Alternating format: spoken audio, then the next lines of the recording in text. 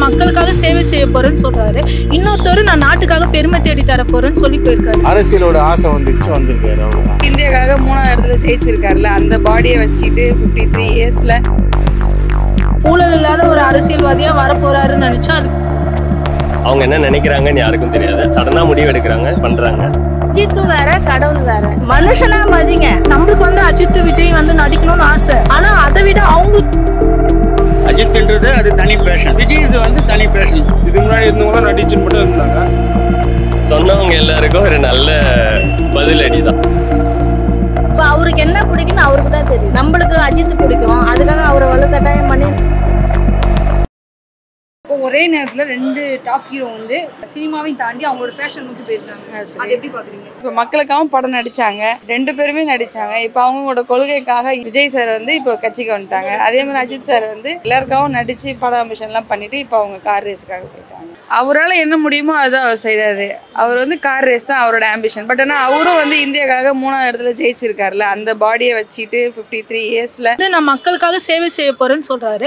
இன்னொருத்தர் நான் நாட்டுக்காக பெருமை தேடி தர போறேன்னு சொல்லி போயிருக்காரு. அது நம்மளுக்கு வரவேற்கத்தக்கது தானே. ஸோ அவங்களோட பேஷனுக்கு நம்ம ரெஸ்பெக்ட் கொடுக்கணும், அதே சமயம் நம்ம சப்போர்ட்டிவா இருக்கணும். எப்படி ஒரு ரசிகனா இருந்தப்போ நம்ம அவரோட அப் அண்ட் டவுன்ல இருந்தோமோ, அதே மாதிரி அவரோட பேஷனுக்கும் நம்ம சப்போர்ட் பண்ணி அதை நம்மளுக்குள்ள கஷ்டம் இருந்தாலும், ஐயோ இவங்க நடிக்க மாட்டாங்களே ஒரு டிசப்பாயிண்டட் இருந்தாலும், நம்ம வேற எதனா மூவி கூட எத்தனையோ நடிகர்கள் வரதா இருக்காங்க. ஆனா இந்த மாதிரி ஒருத்தவங்க நாட்டுக்காக சேவை செய்யறதுக்கும் நாட்டுக்காக பெருமை தேடி தரதுக்கும் அதை நம்ம என்கரேஜ் தான் பண்ணணும். அவருக்கு பிடிச்சிச்சு, அவர் போயிட்டாரு. இவருக்கு அரசியலோட ஆசை வந்திருக்காரு. அவ்வளவுதான். இவர் ஆக்சுவலா நடிச்சிருந்தா இப்ப இது நடிக்க தானே செய்யறாரு. அதுல மேடை டைலாக் கொடுத்து எழுதி பேசுவாரு. அதனால இப்ப வெளிப்படையா பேசுறாரு, ரூம்ல பேசாம வெளிப்படையா பேசுறாரு. அவ்வளவுதான். வேற மாதிரி இருக்கு. இந்த சினிமா, இந்த பணம் சம்பாதிக்கிறது இப்படிலாம் இல்லாமல் வித்தியாசமாக இருக்குது. அவர் அந்த ரேஸ் போடுறது, எனக்கு அஜித் தான் ரொம்ப பிடிக்கும்.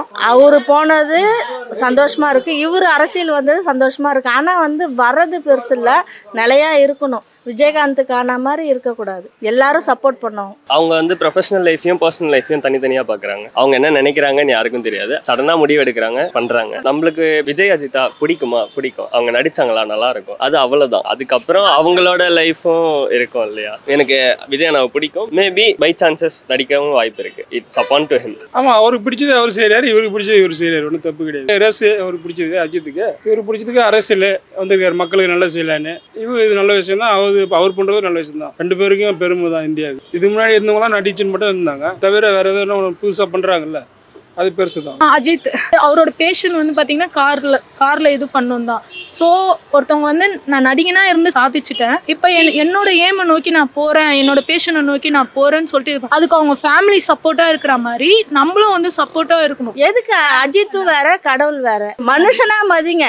அஜித் ஒரு ஹீரோவா நடிக்கிறாரு, மனுஷனா மதிங்க. எதுக்கு கடவுள்லாம் போறீங்க? கடவுளா பாருங்க, அஜித்தா பாருங்க. அவ்வளவுதான். இதனா அவங்க எதனா பேசிட்டு போட்டோம். அதாவது இதை பார்த்தாச்சா, முடிஞ்சு போச்சு. சும்மா அதை கடவுள் மாதிரிலாம் அவனே வேணாம் தானே சொல்றாரு. அவரு எதுக்கு அதை போய் பெருசா பேசிட்டு இருப்பானே? கடவுள் வேற, அஜித் வேற. அவரு சாதாரண மனுஷன். அவர் ரேஸுக்கு போயிருக்காரு, அவர் வேலையை அவர் பாக்குறாரு. அவ்வளவுதான், முடிஞ்சு போச்சு. படிக்கிற பசங்க ஸ்கூல் குழந்தைங்கள்ல இருந்து இருக்குது அவருக்கு. விஜய்க்கு ஒரு காலத்துல சூப்பர் ஸ்டார்னா குழந்தைங்களாம் ஏஞ்சி என்னது அவர் பாட்டை கேட்டால் சாப்பிடுங்க, தூங்குங்க, அந்த மாதிரி. இப்போ விஜய் பாட்டு ஒன்றும் இல்லை. சிம்பிளாக சொல்ல போனால் இந்த கண்டாங்கி பாட்டு ஒன்று இருக்குது பாருங்கள், நல்ல பாட்டு அது. அந்த பாட்டு கேட்டாவே எந்த ஒரு டென்ஷன் ஆகணும்னோ ரிலாக்ஸேஷனில் வந்துடுவான். அது அவருடைய சாங்ஸ் நல்லா இருக்கும். நம்மளுக்கு அஜித் விஜய் நடிக்கணும்னு ஆசை. ஆனா அதை விட அவங்களுக்கு என்ன ஆசையோ அதை புரிஞ்சுக்கிட்டு நம்ம அவங்களுக்கு சப்போர்ட்டிவா இருக்கணும். அதை கிண்டல் பண்ணக்கூடாது, ட்ரோல் பண்ணக்கூடாது. ஐயோ இவங்க போயிட்டு தேர்டு தான் வந்தாங்க, நான் நாட்டுக்காக பெருமை தேடி தர போறேன்னு சொல்லி போயிருக்காரு. அது நம்மளுக்கு வரவேற்கத்தக்கது தானே. விஜய் அரசியலையாவும் சரி, நார்மல் மனுஷனாவும் சரி, இயல்பு எப்படி இருக்காங்க, எப்படி அரசியல் இருக்குது, அந்த மாதிரி அவர் ரொம்ப கத்துக்கிட்டாரு. அதனாலதான் அவர் அரசியலுக்கு வந்திருக்காரு. அஜித்குமார் நடிக்கிறத விட அவர் கார் ரேஸ் தான் சொல்லுவாரு. அதனால அது கடைசியில் அவர் அதேக்கு போயிட்டாரு. அவரோட ஆம்பிஷன், அவரோட சந்தோஷம். அதனால அவர் நடிச்சதுக்கு ஒரு காலகட்டத்தில் அவர் சந்தோஷத்தோடய அவர் போயிட்டாரு. அவரு ரொம்ப நாளா அதான் சொல்லிட்டு இருக்காரு, அதை தான் பண்ணுங்கன்ற நானும் தான். அவங்கவுங்க வேலையை அவங்கவுங்க பாருங்க. இப்போ ஒரு படத்துக்கு போறோம், ஸ்பீடா வண்டி ஓட்டி கீழே விழுந்து செத்து போறான். யாருக்கு லாஸ்? அவங்க ஃபேமிலிக்கு தான் லாஸ். அதை தானே அவரும் சொல்றாரு. அது நல்லது தானே. ஒரு படத்துக்கு போனா ஒரு டிக்கெட் வாங்குறோம், ரசிக்கிறோம், நல்லா இருக்கு, அஜித் நல்லா நடிச்சிருக்காரு, விஜய் நல்லா நடிச்சிருக்காரு, படம் நல்லா இருக்கு, அவ்வளவுதான், முடிஞ்சு போச்சு. அடுத்த வேலையை பார்க்கணும். அதை அதுதானே நல்லது. அவரும் அதை தானே சொல்றாரு. அஜித்ன்றது அது தனி பேஷன். ஒரு ஸ்டேஜ் இருக்குமா, இப்போ வந்து ஒரு ஸ்டேஜில் வந்து நம்ம விளையாடி இருப்போம், சுற்றி இருப்போம், ஆடி இருப்போம், ஓடி இருப்போம். ஒரு ஸ்டேஜ் அந்த லெவல் வந்ததுமே அவங்க என்ன பண்ணுவாங்க, அடுத்தது என்ன பண்ணலாம், மக்களுக்கு என்ன பிடிக்கும். அஜித்ன்றது அது தனி பேஷன். விஜய் இது வந்து தனி பேஷன். அதாவது மக்களுக்காக கஷ்டப்பட்டு இது பண்ணும் அப்படின்னு ஒரு ஹெல்ப் மைண்டு அவருக்கு, வேற ஒன்றும் இல்லை. நான் விஜய் ரசிகருக்காக சொல்ல, அஜித் ரசிகருக்காக சொல்ல, பொதுவாக சொல்கிறேன். ஆனால் 2 பேர் படமும் இயல்பாக பார்ப்பேன் நான். 2 பேரும் தான் பிடிக்கும். அரசியல் வந்து ஸ்ட்ராங்கா இருப்பாரு. அது ஷுவராக சொல்ல முடியாது. கண்டிப்பாக சினிமாவில் இருந்திருந்தா அவர் கண்டிப்பாக இன்னும் நல்லாவே இதுவாக இருக்கலாம்.